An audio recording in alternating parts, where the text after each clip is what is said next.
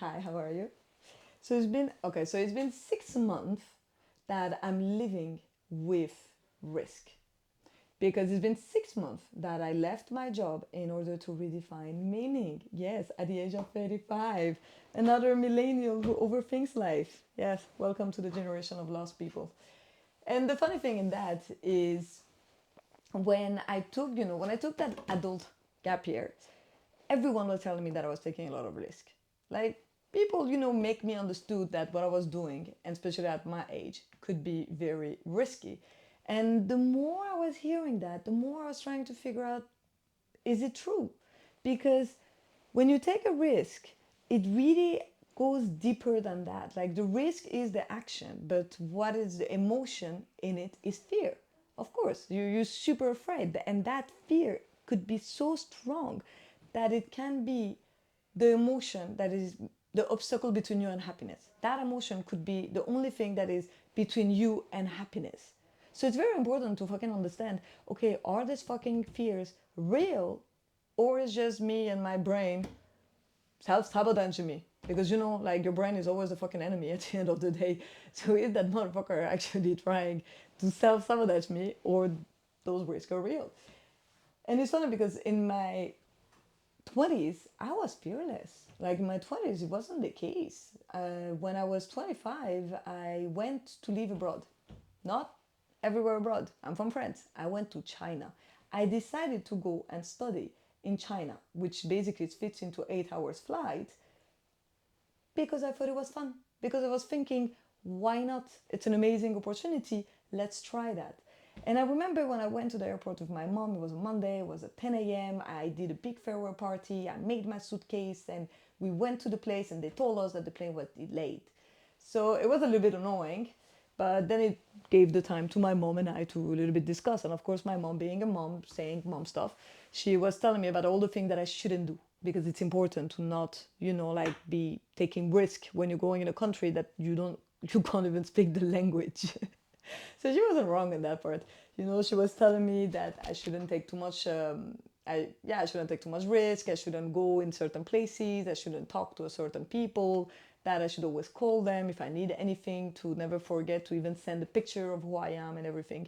And it was at the complete opposite of how I was feeling. Me, I was just enthusiastic as hell. I just wanted to get out of France and live my adventure. And when she started to have her voice cracking, telling me all of what I should do, I realized that, but not her. She's afraid. She's afraid of the risk that I'm taking, and she's afraid of that anything could happen to her child. And even that, I mean, I realized that, but at the end of the day, I wanted it so bad to get out that even that the plane was delayed, I was like, bye bye, mom, I love you so much, and I want to be closer to the gates and to the plane, especially, that was going to take me far away in my new adventures. And it's funny because I think that fear comes a lot with age and with responsibilities. At the end of the day, it's fear because of age and responsibilities. Because it's true, when you're in your 30s, you have more responsibilities. Being responsible of yourself, of your parents who are getting older, of kids if you have any, of the career that you build for 10 years of your life, and then you taking a risk of like, look, let's throw everything out of the window. Those are risks. So the fear is legit. The fear is absolutely legit. And I live with that every day. Every day that I go in a conversation with someone and they talk to me about career opportunities, every day I'll go with friends and families who are trying to figure out, what the hell am I doing? Like, what is the deadline? Do I really know what am I doing, and everything? And they're not wrong. Like, this is where actually the fear explodes. Oh god, it's such a horrible feeling, because then I act like nothing, and when I come back home, I'm basically, like throwing myself up and down, thinking, fuck, what did I do, what did I do, what should I do, and all of that. And then the day after, I just forget it again. But it's still there. So I decided to go against my fear, like basically that risk, and try to rationalize it a little bit better. Not being delusional, not my friend. No, no, no, no, no. Rationalize it. So I decided to kind of like write down the top. I had like a longer list, but I think that for the video, to make it a little bit shorter and not lose you in details, I kind of like we tell you the top three fear that I have. So the first one was obviously not being able to buy a bigger house, because I live in a studio apartment. Haha. Studio apartment is not a loft. It means that my living room right here, my kitchen right here, and my bedroom right here is all in the same room. And it's a 30-meter square room. I think in square feet is 225 square feet. So obviously, when you're living there with your spouse and a toddler of 2 years old, and you decide to take an adult gap year to redefine meaning at the age of 35, you do believe legitimately that what you're doing is absolutely stupid and that the risk is real. Second was, okay, but what if I would never go back to the job market? What if actually an adult gap year would have be seen as a spoiled reason from me and not something valid in order to do it? So if I try to go back to the job market, they would just tell me like, fuck off, like how can I even explain my year, to anyone on my CV? So definitely that fear is here. And the third one that is also quite big is that everything that I've done would have been for absolutely no reason, because I'm too old. Everything that I started, it was too late. Maybe I should have done that when I was 18 years old and still hot and having, okay, not showing my boobs, obviously that was not the point on YouTube, but maybe I would have had more time to fail. Because when you're 35 and you have this feeling of being old or that it's too late, is mostly a time reason, because you don't have time to fail anymore. But when you're in your 15 or 18, you get the point. You have more time to fail, and if you fail, who cares? The risk is not real. So those ones were very important to me, and I kind of like write down on a paper and list them down, and next to it I try to kind of come up with possible, be the most objective possible, and come up with possible solutions, or as well than possible solution, or and if the reason was valid or not, if it's a self-sabotage coming from my brain, or is it real, what is happening and what I'm thinking. And for the studio apartment, I was thinking, okay, it's been 5 years that we're living here. So 3 years, only my husband and I, 2 years now with a child. It is very uncomfortable sometimes, yes, but we have adapted for quite a long time. And I think that we could actually continue living here until my toddler is 4 years old. That is absolutely crazy. It doesn't mean that is the best decision, but it's a possibility. So the risk, is it that big? Maybe not. I'm still 35. I mean, right now we all know that the houses are too expensive and many people never buy a house. And if they buy a house, they also buy it like way later than our parents. So after 40. So, okay, I think there's a risk, but maybe not that big. Second one, job market. I mean, come on. I'm 35. I still have 30 years of my life to work. Is it even possible that I cannot find a job after that? That would be absolutely insane. Like, it cannot. I mean, for me, it's just irrational. The more I'm thinking about it, obviously I would find a job. Okay, maybe I would not find a job in a big corporate name. Maybe I will not find a job that I really love right now. But does it mean that I will never be able to find a job? No, I don't think so. I don't think it means that. I just think that maybe it will take a little bit longer and I need to trust the process. And that's it. Third, YouTube. I'm too late and I'm too old to even fail. Yes, let's accept the fact that starting something or an entrepreneurship or whatever is it at 35 seems late. Yes, it does. Like we cannot be like, no, I'm not behind. When I'm 60 years old and I'm going to live my dream, I'm not behind. Yes, technically, if we're thinking biologically and all of that, you can't say, for example, to a woman who wants to get pregnant, you're not behind when you're 35. Biologically speaking or technically speaking, yes, I am behind. But does it mean it's a problem? No, I don't think so. Does it mean that I cannot do what I need to do or find happiness or anything? No, I don't think so. So at the end of the day, I found a solution next to absolutely everything that I needed to think. For example, if I don't find a job market, fine, I will become a seller in a shop.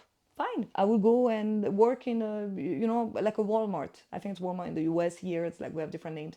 And work in a supermarket was a problem. Yes, I did 5 years of studies and maybe people would actually judge me for that, but money is money at the end of the day. So there are solutions, and this is something that I learned. Risk might not be as real as we think so, and I really want you to do that as well. Take a paper, write down all of your fears, and try to come up with reasonable reason, of if these risks are legit or not. And another thing, sorry for pointing out with my dirty thing, but I'm cleaning here.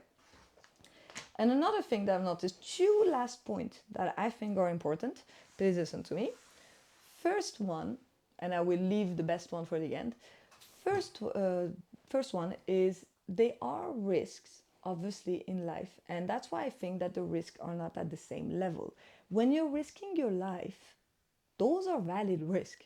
When you don't have enough money to eat or to sustain or provide the people that you love, if you don't have enough money to have a roof over your head, or you live in a country where gangs are taking over, are stronger as politicians, or where there is war, obviously, when you're trying to take a risk where it can risk your life, you need to think about it twice. But right now, I believe that the audience who's watching me and the audience that would have clicked on that video are not these ones. I believe the audience that would click are the ones that might have a little bit more opportunities than these people that unfortunately do not have. So let's think about that as well. Not all risks are the same level. And the last one is, are the risks really your risk? Because well, I remember when I told my parents that I was quitting Amazon because I wanted, to give myself a chance in order to find a job that I love. I obviously, when I told my mom and my parents, I didn't tell them that I had no plans. I have no fucking idea what I'm doing right now. I didn't tell them. I just told them that yes, I figured out absolutely everything. I have a plan. I'm going to gain up all of these different type of skills, and I will, mix them with the skills that I've learned from the past. And by putting them together, it will allow me to reach the job that I want. Even though it was a little lie, I didn't want to, scare them out. And even though when I was at my parents' house, in my bedroom, my childhood bedroom, I was looking for old shoes in it. My mom suddenly she comes inside, opens the door, look at me straight in the eyes, and she says, but if you do that, you'll miss the train. And if you miss the train, you'll never be able to go inside again. And that freaked me out. When I came back home, I did think of that for a good days, weeks. I don't know. I was just thinking, that was a big fear that she gave me and that went inside me because that I really ate it alive. And I was thinking maybe I missed the train. Maybe she's right. Maybe I will never be able to go back to the job market, which was the second, fear that I was telling you just before. And then I understood that she was not saying that obviously to not be a support was her fear because she was afraid for her daughter that anything could happen. This is legit. But then I thought of it and I never wanted to go to corporate in the first place that much. I never really cared of climbing the ladder. I thought that this was something that I should do. So I tried to do it. But deep down, it was never a dream of mine. Deep down, I never really cared to have a big house or to have fancy luxury bags or even a big car or any of that. It was never my dream. My only dream that I remember I always told everyone since I was a kid is I want to work in a job that have meanings, that allows me to tap into my strength and allow me to be the most authentic possible. And not only a job, I wanted my whole life to be around that. That the life that I would have, whatever aspect would it be, would be aligned with who I am. That was my dream. So maybe the type of risk, sometimes the risk that you have inside you and that forbids you to be happy, that forbids you to take the right decision, are actually not your fear anyway. There was someone else's fear, but that you learned to make it your own. Yeah, that's also a possibility, my friend. Try to think of that. Anyway, I hope that I helped in a way debunking some self-belief because this is what I'm trying to do in my videos. I'm basically going through all of the self-belief that I had as a 35 years old and unlearn all the script. Not even kidding. Like I'm in this job of unlearning all the script because if I want to move forward, I need to forget what never helped me. So not forget everything, forget what never helped me. So check out the other videos if it helps. Otherwise, let me know if you tried that exercise as well and how it went for you. Bye, my friend.